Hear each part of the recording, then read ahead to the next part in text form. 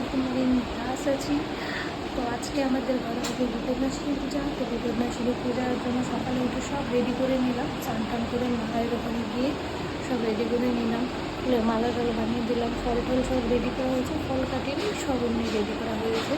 তারপরে তখন চাল গুঁড়া করে তারপর মায়ের ওখানে আলতা দিব। সরি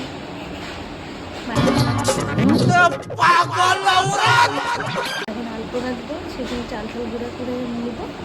তো তোমাদের চলো দেখাই ঠাকুর ঘরে, ভিডিওটা দেখতে। আর এই তো ঠাকুর ঘরে এসে একটু চাল গুঁড়া করতে বসে বললাম। আমি আলপনা দেবো ভেবেছি ঠাকুর ওখানে, আর চালটা আগে থেকে ভিজানো হয়নি, জানি না কি গুঁড়া হবে, তো করছি। আর খুব কষ্ট হচ্ছে, আমুল দিস্তা করিনি আগে,